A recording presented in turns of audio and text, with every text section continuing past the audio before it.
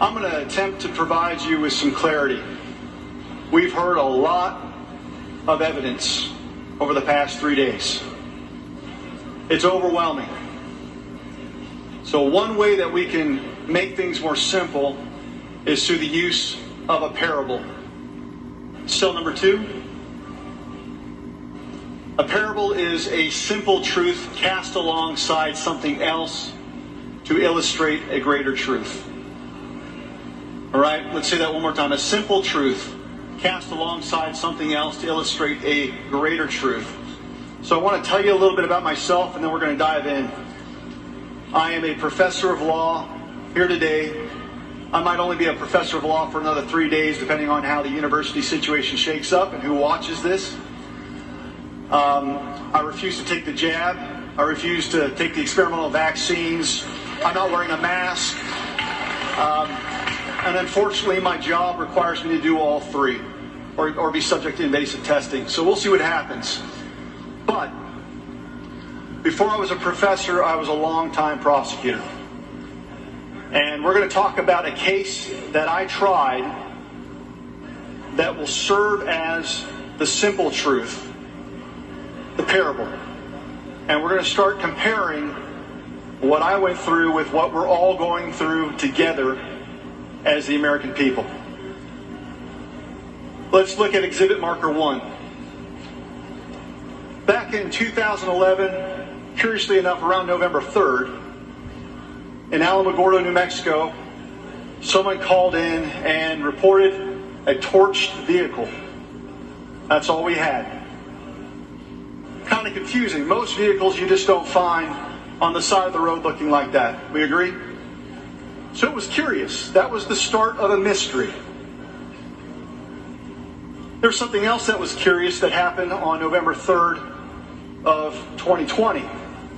Let's take a look at this next video. Election workers in Allegheny County are back to work after pausing counting overnight. Butler County had a pause on counting ballots. Nevada, meanwhile, has stopped counting votes until 9 a.m. on Thursday. A water pipe was broken in State Farm Arena. State Farm Arena is where they're counting absentee ballots in Georgia's most populous county. And now the county election is done. It's Allegheny, which is Pittsburgh, but also Beaver, part of our county, Butler and Westmoreland. They've all stopped counting for the night. They've gone to bed. They begin the process at 10 o'clock tomorrow morning. Good morning, Heather. They did have a press pause overnight. They will be back in a few short hours. Expected to resume counting around 8:30 this morning. Fulton County is now going to stop counting at 10:30 p.m. and will resume their count at tomorrow morning. Today's going to stop counting tonight. They're going to start counting again in a few hours. It's already tomorrow morning, right? The election workers stopped counting those mail-in ballots at 10 o'clock. They will be back again tomorrow at 10 a.m. And Nevada said it stopped counting votes yesterday, election day. But they don't say why. Why did you stop counting?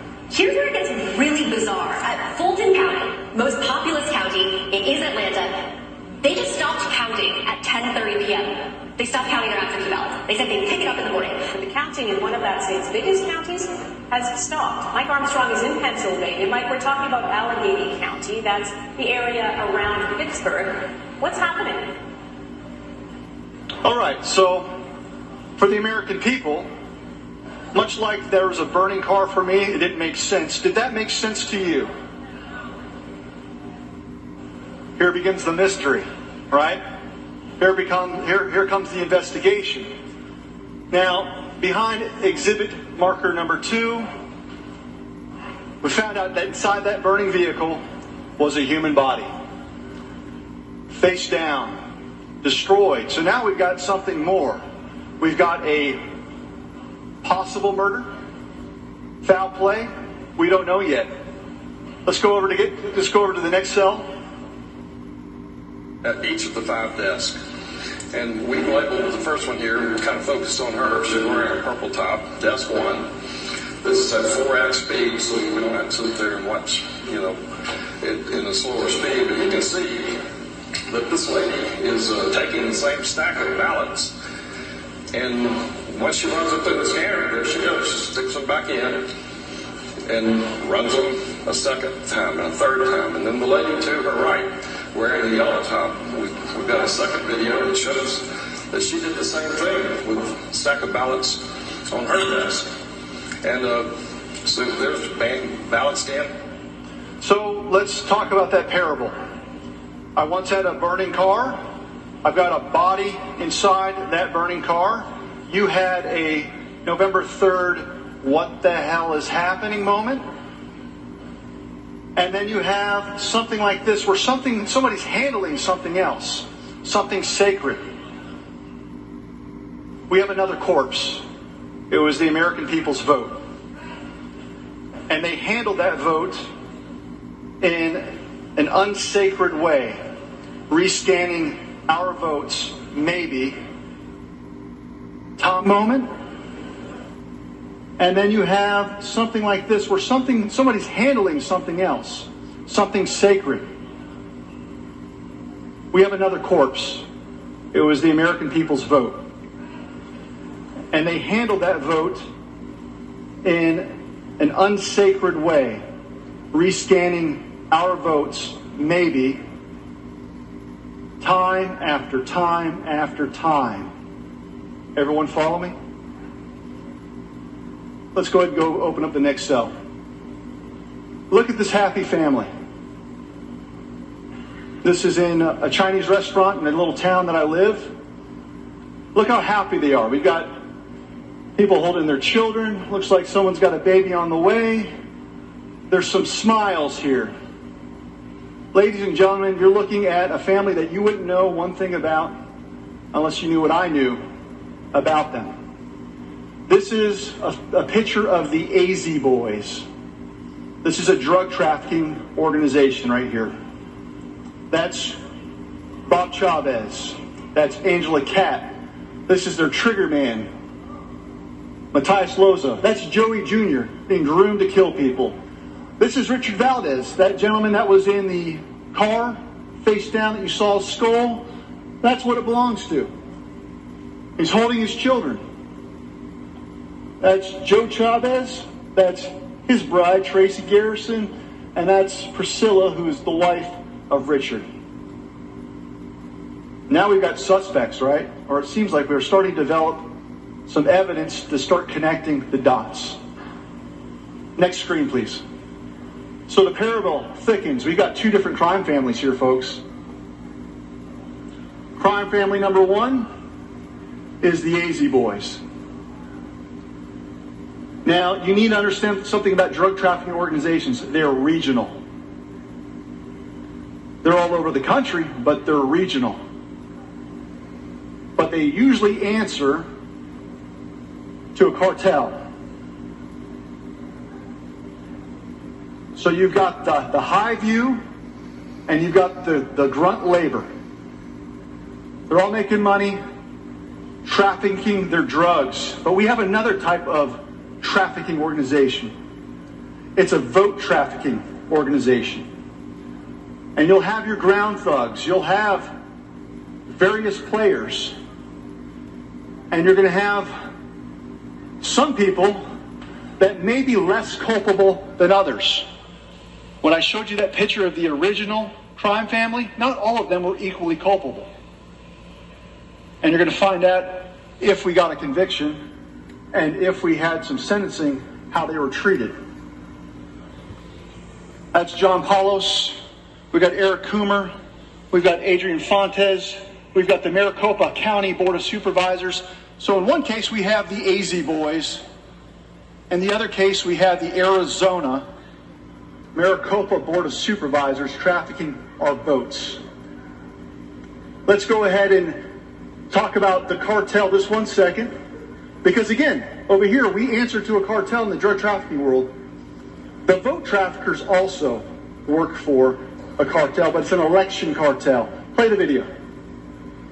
We have put together, I think, the most extensive and inclusive voter fraud organization in the history of American politics. Folks, we got a lot of work to do. I don't only need you to get me elected, I need you once I'm elected. It's no longer just about who gets to vote or making it easier for eligible voters to vote. It's about who gets to count. You can condemn them by their very words. We're not making them up. Let their words speak for themselves. Next slide, please. Okay. So this is what I want to show you. Think local drug trafficking organizations and also from the global view. So we start off here with Maricopa County, vote trafficking. We've got some vote trafficking going on in Fulton County. Where else are we headed? Oh, it looks like we're heading to Philadelphia. We had some major vote trafficking there. Come over here to, is that Michigan? Is that Wayne County? I think we had some vote trafficking there. Head over to Wisconsin, and you're starting to see all of these different vote trafficking organizations around the globe, but they answer to someone else. China. And after we just heard from Mr. Altman about the components with Huawei, makes sense, doesn't it? Well, if it makes sense, it's probably true. Next slide. Okay, now this is one of Captain Keshel's heat maps. You think about how effective these vote trafficking operations are. There's your picture. The green area, if this was the drug analogy, you got drug dealers, even in Middle America. They're not necessarily vote trafficking organizations. So there's still bad stuff that happens in the green. But when you start looking at those key counties in those key states that committed the murder.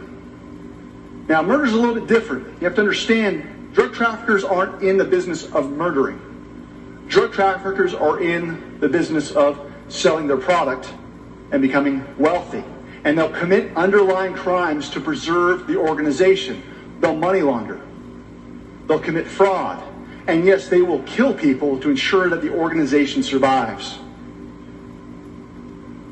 Vote trafficking, it's the same thing. You're going to see paper trails, money laundering, fraud. And yes, in some respects, even murder. We'll get there. All right, so this is the first crime family.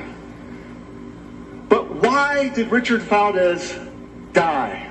Why was he murdered? He's in the picture. He's part of the family. Because he was a liability. He was a liability. They couldn't control him. You see, he was an addict. He was weak.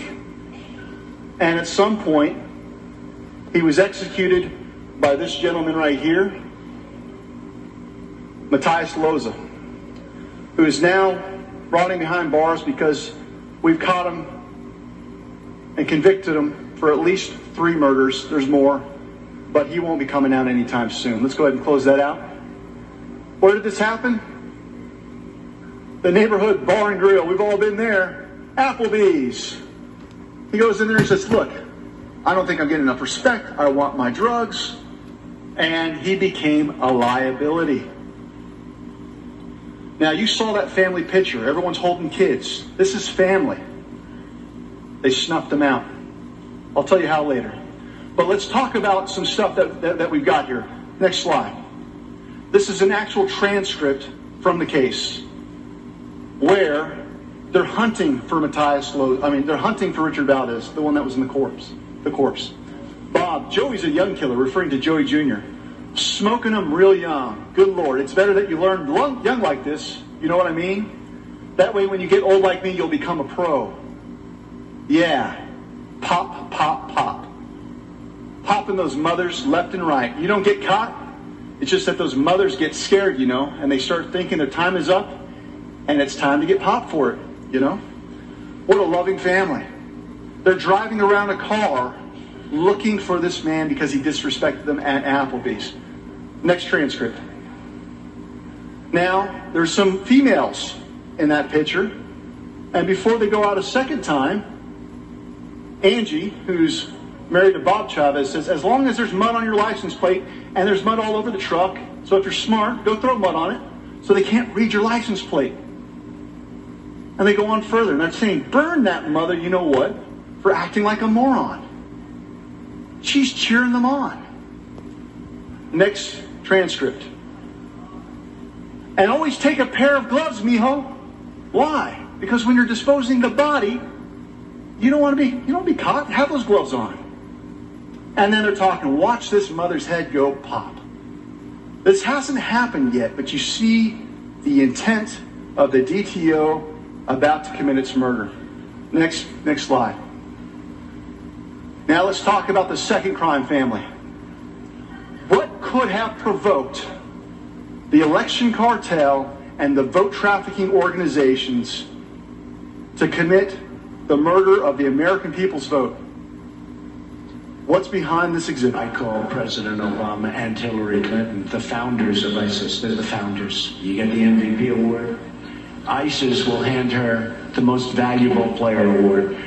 Her only competition is Barack Obama, between the two. Now, Sleepy Joe would say the unemployment rate in the great state of Ohio. No, you're in South Carolina. Joe, you're in South. They come up and you ever see the guy that no, it's South Carolina. It's not Ohio. Okay. And he goes, all right, Iowa. Did you say Iowa? No. Pocahontas?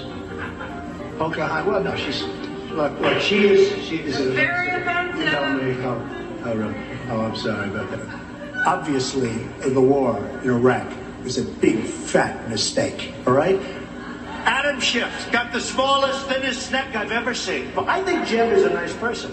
He's very low energy. I'm not used to that kind of a person. Crooked Hillary Clinton. Well, we have some of the dumbest leaders in the world. Give me one. You would have loved not to have contributed to the Clinton Foundation, as an example. But CNN should be ashamed of itself having you working for them. You are a rude, terrible person. You shouldn't be working for CNN. We're going to renegotiate NAFTA. Probably the worst trade deal ever agreed to, signed in the history of the world. It's just awfully good that someone with the temperament of Donald Trump is not in charge of the law in our country. Because you'd be in jail. Secretary Let's revisit the parable. They could not control Donald Trump. He was a liability for the vote trafficking organization. He was a liability for the election cartel. Connect the dots. Now, we've got a flag over here, an obscured flag. Let's click on that and see what the symbolism here is. Trump tweets about coronavirus using the term Chinese virus. He didn't just upset the election cartel here in the United States, the cartels worldwide.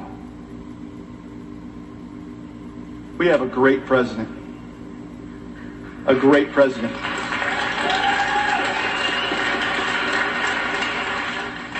He looked the vote traffickers in the eye, and he knew exactly what they were. He looked at the election cartel members in the eye, and he knew exactly what they were. So a lot of you are going, well, we want the end of this story. We want the end of this saga. Just know that when I was prosecuting drug traffickers, murderers, thieves, liars, we knew who they were, and they all thought they were going to get away with it. We'll see if they did. Next, well, before we do that, just want to revisit again, we've got ourselves, we don't want to forget about the vote trafficking family, but there's certain pieces of evidence that came to light where we went and were able to connect the dots. Sometimes the election cartel will signal to the vote trafficking organizations how things are going to happen. So let's hear from one of their chief lieutenants, Bernie Sanders. Could well be that at 10 o'clock on election night, Trump is winning in Michigan, he's winning in Pennsylvania, he's winning in Wisconsin, and he gets on the television, he says, "Thank you, Americans, for re-electing me. It's all over. Have a good day."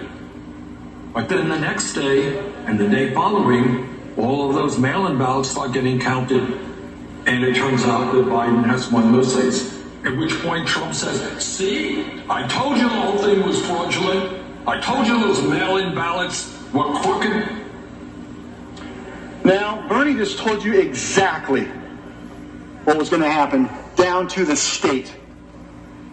They had the plan, they knew what they were going to do, and they had their lieutenants in that vote trafficking organization at the local level in those strategic counties. Next image, please. Like any investigation, we have to start sifting through the evidence. I had to start sifting through the muck and the mire. And as you all have learned over the past 3 days, we've had people sifting through the evidence to present a case, and we're going to get there. Next image. Or video. Go ahead and play it. Have a whole group of lawyers who are going out to every voter registration physician in the states, the secretaries of state, making sure that they in fact have a game plan as to how they're going to allow the voting to take place. We are continuing to push what Nancy Pelosi and the Democrats in the House did. They passed the money to allow for voting in place, to have not only voting by mail, but also voting in place by providing the necessary equipment for social distancing, sanitation. 10,000 people have volunteered. We're going to try to get them plugged in as poll workers, not for us, but running the mechanisms in the states that they work for the state operations. Because last time, I don't want this excuse that the reason why we closed down, I'm making the number up, there are 30 polling places in a predominantly minority neighborhood, but now there's only 5 because we don't have enough poll workers. So we're doing everything we possibly can to make sure that we are making contact with every governor and every person in charge of the electoral process in their states. Pure lies, pure propaganda, every step of the way. But they told you what they were going to do. But we were asleep. We believed the snake news back there. Have you woken up yet? Have you? This room has. You don't understand, folks. We have been inundated with propaganda through our screens, through the choice media corporations, the legacy media, and we have been fried. And we accept this garbage as if it's the truth. That man, the resident-in-chief, who had rallies of 20 people, socially distanced, 6 feet. That's the most popular president. Did you just hear how he's speaking? He's deranged and demented. That's a blessing, folks, because God likes to expose the wicked and make fools of them, and it's going to happen.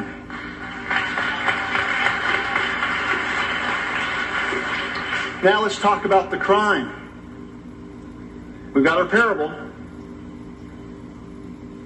We've got the transcript here. Again, let's revisit that.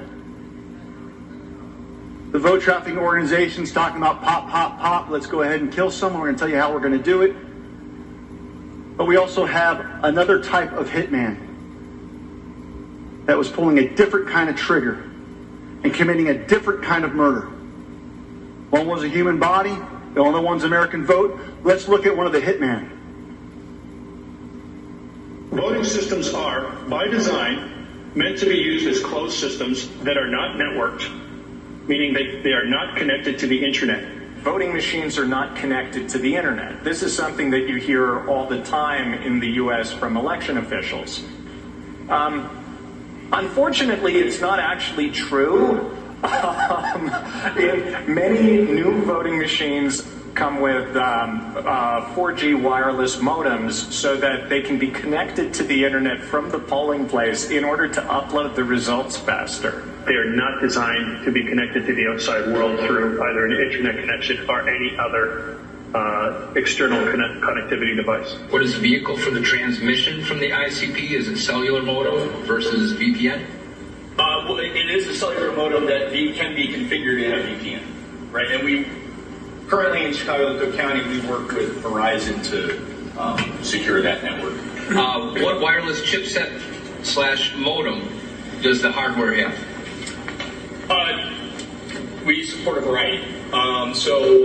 It's really up to the jurisdictions what technology they want to use, what's compatible with their networks. Currently, some jurisdictions we're using basically a modem that is a 3G modem, GSM, but we can support multiple varieties of modem that can be, including latest 4G standards as well. Verizon, AT&T, or Sprint, I'm assuming all? Yeah, all networks. There is no internet connectivity at all. All right, so you've got a couple of hitmen that were pulling the triggers. The first gentleman, if you know, is John Paulos, who is the CEO of Dominion. When he gave those remarks, it was before the legislature under oath. John Paulos committed perjury time and time again. The other gentleman at the end was the person we've heard about because of Joe Oltmann, Eric Coomer, who holds the patent for the feature known as adjudication, which is one of the tools in their tool chest to murder the American people's vote. And this is one of the statements he made along with when Joe Oltmann talked about being on the call. This is what he heard. And you heard from Joe Oltmann. You can assess whether you think he's telling the truth. Made effing sure that Trump's not going to win. That's a vice president of a company that's running elections in 28 states. You've got your election cartel, you've got your vote trafficking organizations, and you have the men that pulled the trigger. Now, before we open this one, we didn't see the murder take place of Richard Valdez. Back to the parable. They don't invite the cops and prosecutors to take a look. However, the girlfriend of one of the leaders of the organization, Joe Chavez, she's got those kids. In that first picture, you saw her carrying a child. She's part of the drug trafficking organization. But she's thinking, I don't know if I want to be a part of this. She turns stateside and she gives a confession on behalf of her boyfriend. They put him in the car. Did they leave the car outside the house, or did they? It was in the garage all day, and his car was. Joe told you that? Yeah, that it was in the garage in his car. And then what happened? And then they just left him there, I guess, all day, and then they took it out there and just burnt it. And you say that? Okay, so she's referring to what they did with the body. They took it out, and I've got a full clip, but I don't want to present the whole murder case. But the idea is that she heard him say, we grabbed him, we dragged him to the house, and they shot him in the head. So that's part of it. We have hours long worth of testimony that gives us circumstantial evidence about what happened. Now you have to make a credibility assessment about whether or not you think she's credible.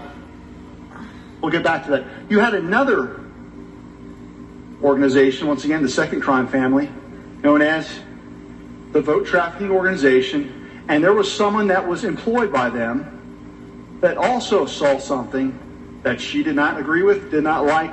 Let's hear her confession. Sure. My name is Melissa Carone. I was contracted to work for Dominion Voting Systems.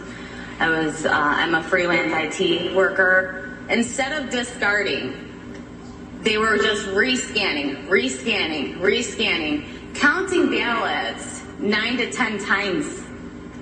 Counting votes 9 to 10 times. So they were counting the same ballot, the same vote, 9 or 10 times? Yes, sir. So how many ballots would you estimate in front of you that you observed were counted multiple times in the machine? Can you put a number to it, an estimated number? At least 30,000. At least 30,000. Scan and scan and scan. Pop, pop, pop. 2 different types of murders, carrying out through 2 different types of weapons, but the result is the same. Part of the plan was also what we've talked about with our beloved math nerds. Let's click on that graph. Any which way you want to slice it up. Whether it's Captain Seth Keshel's irrefutable evidence, whether it was Dr. Frank's algorithms that he taught us all about, whether it was Draza Smith communicating to us about the cruise control theory, whether it's Edward Solomon talking about the geometric proofs, we know that is bull. We know it. You know it. I know it. But it happened.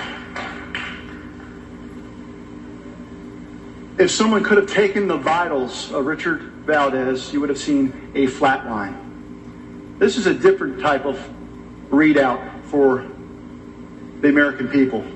Same effect. Death of the American people's vote. Let's go to the next package. Now, getting away with it. The cleanup. Because we're seeing a lot of people trying to clean stuff up, aren't we? Let's pull up that next transcript. Joe, did you put what? Bleach in there. Did you put bleach in there? Yeah, are you sure? Yep. I need more bleach. No, I just put it all. They're referring to the body. See, they blew his brains out. And he's bleeding everywhere. If you saw this transcript, they're not going to be able to win Man of the Year award. And I heard the recordings where they drag his body. And we'll talk about how in the world did I get a recording. Go back to the garage here. Let's look at this image. This is where they stored them. They cleaned this garage. They wanted to make sure that no one had any signs of any involvement at their place of residence. And of course, they burned the car with the body in it. In fact, they were so confident about the job and the cleanup that they ended up placing this house for lease.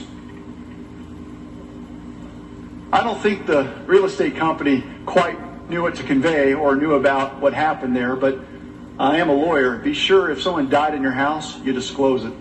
All right? Let's go to the next slide. Now, before we play this, we had the equivalent from the election cartel asserting through the propaganda, this was clean, this was safe. Let's hear it from the man himself. Cross-agency effort to protect the 2020 election by surging coordination and collaboration with our partners across the national security space. In conclusion, because of these and other efforts, on November 12, 2020, government and industry representatives from the election security community issued a joint statement reflecting a consensus perspective that the 2020 election was the most secure in U.S. history. It's like a clean garage, folks. It's clean. Houses for sale. What are you talking about? Safe and Security made that just, a few days after November 3rd. Now, they had to do other things to clean up. Let's look at this next odd video. Anyone remember Arizona? Maricopa County? Outside the MTech Center, where you just happen to find shredded ballots in a dumpster. There's another cleanup job. Does that instill confidence in the vote, people? Close that up.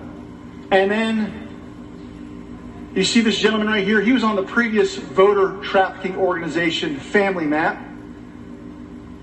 Mr. Hickman on the Maricopa Board of Supervisors. Something curious happened with a farm that his family owns. Let's go ahead and play that video. We are following a breaking story this evening. Check out this massive fire. This is at Hickman's family farm in Arlington that is west of Buckeye. Yeah, those flames are enormous. At least 60 crews were brought in to get it under control. Take a look at video from earlier this afternoon. Those flames coming right out of the barns there. Fire crews tell us about 60 firefighters worked to contain that fire. Oh, the poor chickens. Or maybe there's something else in there. I don't know. The cleanup, folks. Let's go ahead and go to the next panel of slides. So how do we catch these vote traffickers? Behind Exhibit 3, you've got a reconstructed cranium. Remember, they destroyed the body, but we're going to figure out who did it. Next slide, please. Evidence of heavy metals indicating lead, indicating a bullet. So now we went from perhaps foul play to be able to prove that there was a projectile that killed Richard Valdez. Now let's go back to that garage, because on cell number, what's that? That's curious. That garage picture I showed before looked awfully clean. But there's traces of evidence that we can find through our forensic tools. Ladies and gentlemen, that's blood, or cleaned up blood. Let's go to the other image that we missed in the beginning. Even under the cracks, you can find it. And what this allowed us to do is to place Richard Valdez at the home. We could place him there now. That's a big deal. We've got a different type of forensic operation. Go ahead and shut that down. Being conducted by this gentleman, Javon Hutton Pulitzer. He's not here because he's not doing the cyber. He's doing the nitty-gritty paper. He's getting down into something that doesn't involve smoke and mirrors, techno babble. He says, just give me the paper. And he's got special forensic tools that reveal much.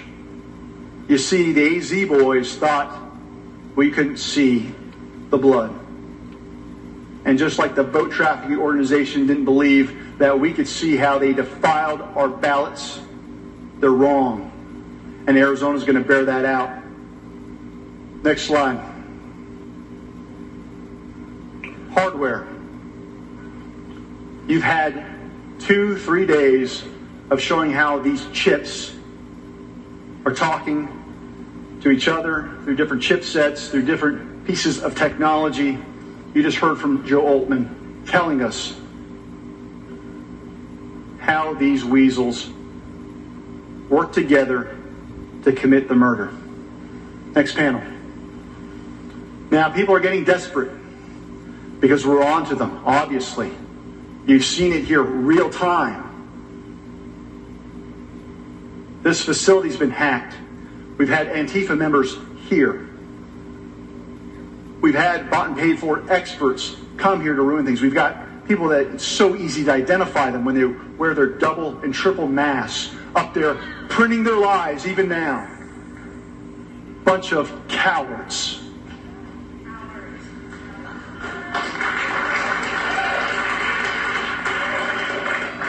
Forgive them, for they know not what they do. But you're going to find people that were silent would often pay a price. They did in my cases. They're going to pay a price soon. But before we do this, you have to understand the hitman, this is really cool about the story. How did I get those recordings? How did you see those transcripts? Anyone ask that question? How did that happen? The hitman kept a voice notes recording in his pocket, and we had hours of it. Now you might ask yourself, that's kind of dumb. Why would you do that? Because he knew he was the last link, and if they killed him, they could absolve themselves from all of the murders that they had committed. So he was paranoid. He kept it on himself. And at some point, when they dispose of the body, it's time to go. It's time for them to drive off, but he doesn't get in. He gets a sense that I think I might be next. And I know this because we prosecuted someone else for a plea deal, and they told us this happened. But in any event, he's out looking, scrambling in the neighborhoods, and someone sees him. Play the next video. What is your emergency? I tried to break into my house. Okay, where is your house? It's number 4 San Pedro. 4 San Pedro, where's that at? It's past the golf course in Maricopa. Past the golf course, there's someone trying to break into your house? Yes. Do you know who it is? No, I don't. It's a man. Okay, are your doors locked? Yes, I am, but he's banging on all my windows. Okay. Can you take a deep breath for me? Yes. Good girl. That's really good. You're doing great. Let's go ahead and stop it. Does she sound comfortable? Does she sound safe? Did she do anything wrong to have a hitman come to her doorstep, scaring the hell out of her? No. Now, we learned about something Tuesday night by our brave clerk out of Mesa County, Tina Peters.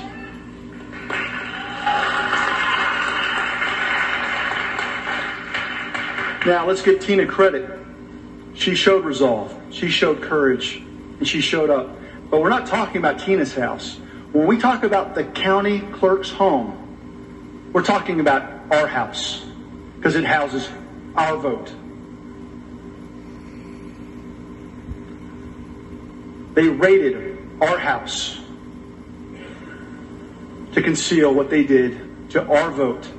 And we have the forensic images that show that they destroyed the evidence related to the election of November 3rd. Is the parable working yet? You start to see that this is concrete. These are real people. It's not something you watch on TV and go to bed. You fight like hell. We knew who the drug traffickers were, and we did not stop until we got them. Now, we told you where the transcripts came from, and let's go ahead and click this next box next to that. And we heard from our cyber team going through those critical forensic images. And the reason why I bring this up is we got the recording from the bad guy. And it described the hunt of Richard Valdez, and he turned off his phone when they shot him, but it also describes the cleanup. These forensic images from Dominion, it's a recording. You see, I wasn't sure I was going to get a conviction in my murder case based on the credibility of a drug user who wanted to save herself and her babies because no one could see it, put it together. The case had holes. But once we got that recording from the hitman in front of the jury, it was over. It was over. You've got evidence that's even more compelling that tells you, at least in Mesa County, it's over. And if you watch that Secretary of State do her press conference today, her hands were shaking because she knows she's lying through her teeth. And she knows we're on to her. And we spent hours and we got her goods. I love it. Blood in the water, folks.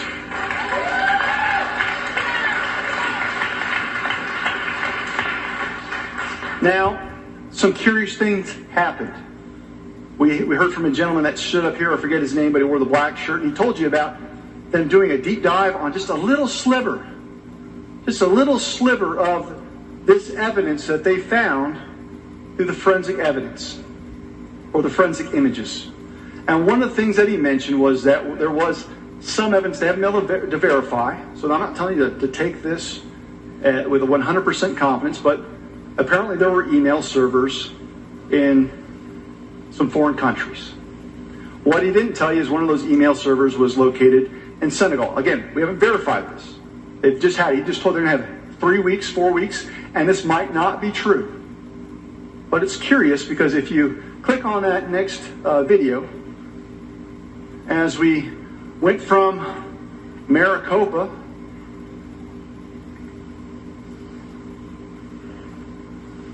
and we go across the globe, eventually one of the addresses you land at is going to be in this curious place called Senegal. Now, some of you are going, that's Africa, that's not China, so why should we care? You got to tie Senegal to China. Why is that? Let's look at the next box. Why China sees Senegal as a Belt and Road springboard. They throw money at these third world countries and they set up their technical infrastructure. They have servers there.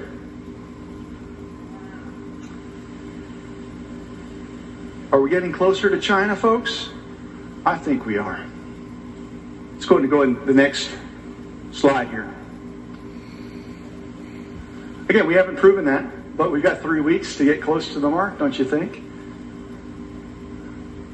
My hands aren't shaking when I say that. Next slide, please. All right, we're at a crossroads, folks. Let's click on that family one more time.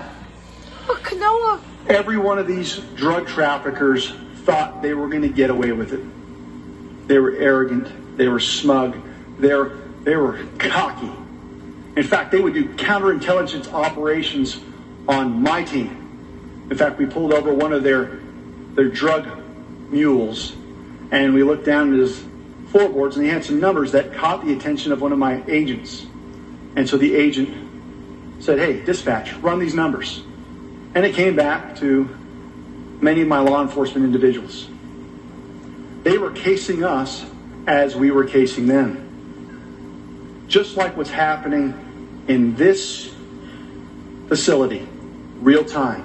What you all don't realize, but you got the control team report from Colonel Phil Waldron this morning. There's been a battle going on for the past 3 days.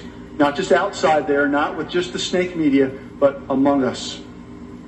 And they were among us for years. We didn't know if we were going to get them. It took faith, it took perseverance, it took an attitude of, we're going to get them. Did we? Bob Chavez, we convicted him of racketeering first, the RICO statute, which is going to come into play, God willing, for the vote trafficking organization and all the underlying crimes that they've done. We also got a conviction for him for murder, fraud, laundering. He will never see the light of day again. Angela Cat, the one that said, wear your gloves, mijo. Torch the body. Put some mud on that license plate. She didn't pull the trigger. She didn't kill him. She encouraged it. And we turned her state's witness 4 years because she helped us shore up some gaps. She wasn't as culpable, still a nasty witch, but the punishment didn't fit the crime and we needed her. So my message to some of you out there that are in the boat trafficking world, it's not too late for you to get some lenience, because we're going to get you one way or the other.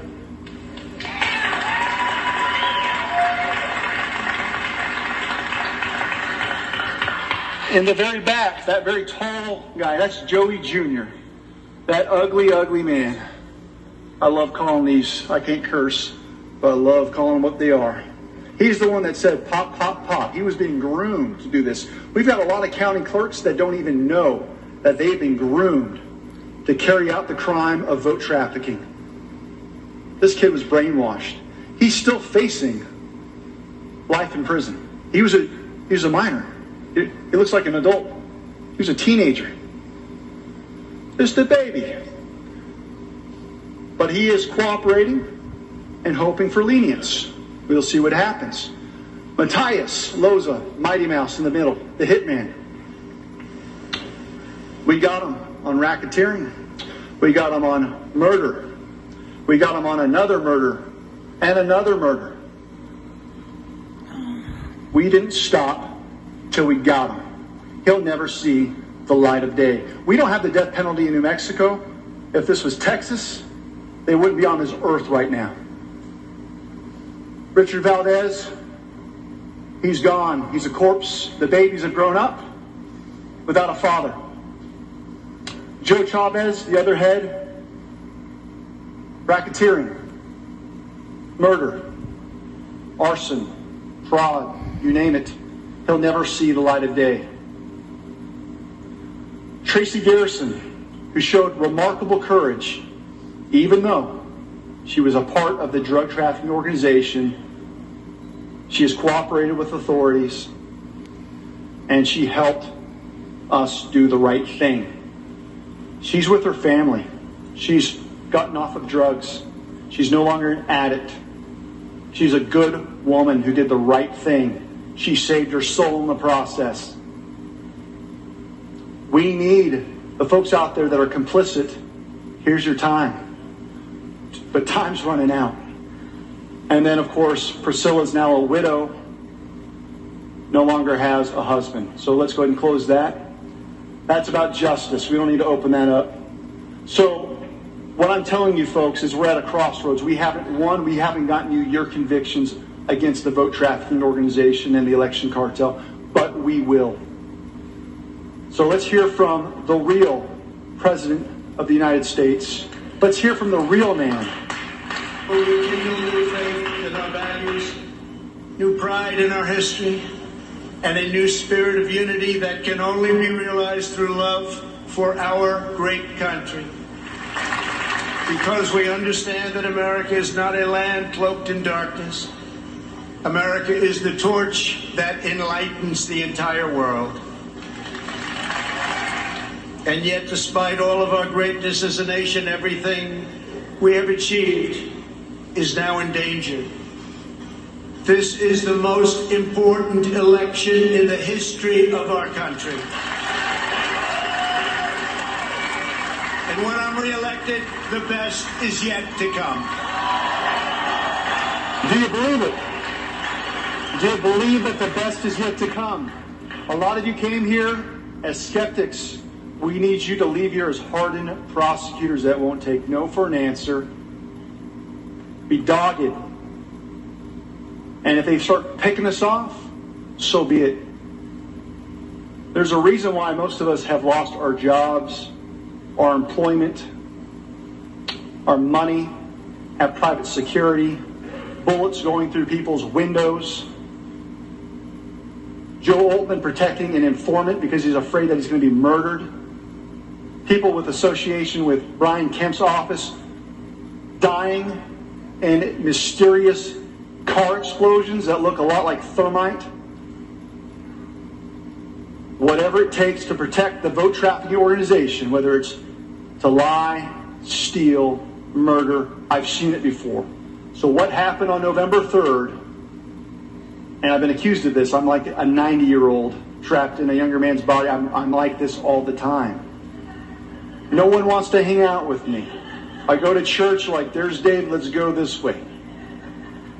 I didn't have a purpose, but November 3rd happened as a law professor with my cush job, and the world slowed down. And I said, I've seen this before, I just don't know where. I ran for office some time ago for the Senate. In that race, I was hacked. I saw fraud. I was defamed. They sued me for defamation and tied up my case for years in a court of law, much like what Mr. Lindell's going through. And I waited them out up until the eve of trial because I would not sign a non-disclosure agreement. It was never about the truth. They wanted to silence me. And they weren't. I represented myself. The only leverage they were going to have against me is if they buried me with legal fees. So I went along. I said, I'll see you at trial. Then I'm going to have you. You're strong with your money and your resources, but at some point this is going somewhere. And if it gets to a courtroom, you're mine.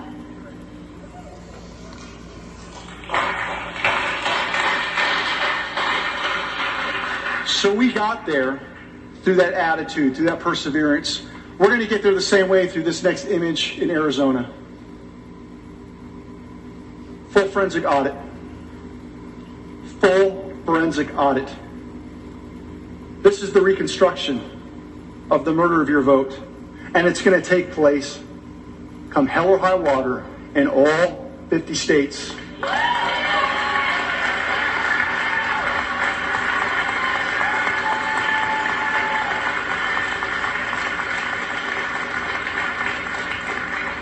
You're going to get your cyber. You're going to get your routers. You're going to get your paper. You're going to get it all because you're going to demand it. You're going to take it because it's yours. Now let's go to the next reason. Why am I doing this? Next image, please. This is why. That's my daughter. You have kids? Are they worth it? My daughter, Eleanor, she's in a basket. She's cowering. She didn't know I was going to use this picture. It's a long time ago, but I think this summarizes exactly the fate of our children. That little basket there looks a lot like prison bars. And she's hiding. She's waiting for the adults to step up, pick them up, comfort them, give them hope, fight for their future, restore the rightful president. That's why I don't care if I get fired. That's why I don't care if I get killed. That's why I don't care about any of the snake news outlets out there that won't even cover this. We know who you are. That's why the cowards wearing the triple mask up there. That's why you can't intimidate us. I hope you quote me right there, buddy.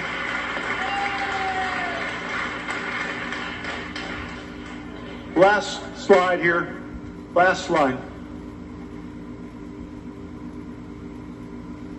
I have to give a shout out to an anonymous person out there that gave me these clips. He's just a patriot. Never met him before.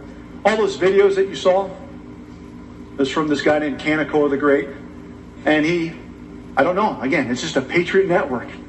He might be across the ocean with a name like that. And he provided. We can provide for one another. Let's go ahead and close that. We can provide for one another. We found each other. We felt alone on January 6th. We felt alone. And so I'll leave you with this. On November 3rd, I was hoping, pleading, that the rule of law would work. I'm a law professor. I need it to work. I give people legal advice. And I watched as coward judge after coward judge after coward judge after coward judge used legal standing as a shield to defend you off, to ensure that you didn't get your day in court, because they're part of the election cartel. They are. Make no mistake. I still hoped, I still prayed. I watched the Secretary of States. I watched the state legislatures, and by and large, full of cowards who punted. We can't do that. The courts will decide. Courts were cowards. The legislature has the power. Let them deal with it. Oh, the Secretary already certified. It's too late. Oh, now it's in front of Congress on January 6th. They can do something. And then we had our opportunity on January 6th. It was the last-ditch attempt for the rule of law to not fail the American people. Please look at our evidence. Please hear the people that put out their affidavits. Please look at the forensic reports. And then you had what I mentioned the other day, the timing. Arizona was the first state that submitted, that was up to submit their dueling elector. And then the Capitol was stormed. By who? FBI? Antifa? Agitators? None of those FBI informants are behind bars right now. But you had peaceful Americans that fought for their president, symbolically showed up to show their support for their president, and they are still rotting behind bars right now. So if you're wondering why there's a fervor, why I don't sleep, why Joe Altman doesn't sleep, they're not sleeping well. They get 1 hour of sunshine a day. Don't forget our political prisoners, targeted, forgotten, discredited falsely by the snake news. So we're at a crossroads. We've landed on Normandy. Are we going to fight like hell? Are we?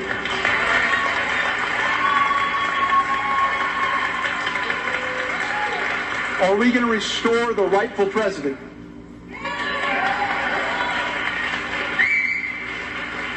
Are we going to restore the down ballot candidates that were also robbed?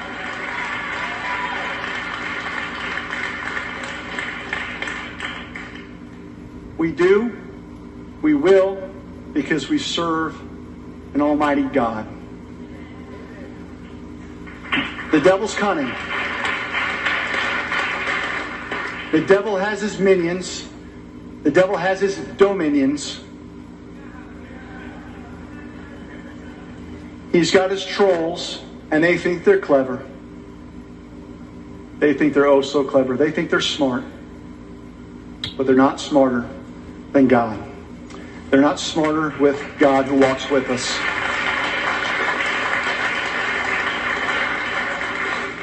God has walked before each of you. He has laid your steps. There's a reason why you're in this room today. And you are following him in obedience. Some of you more reluctantly than others. You don't defeat God Almighty. We win. God bless you all. Thank you.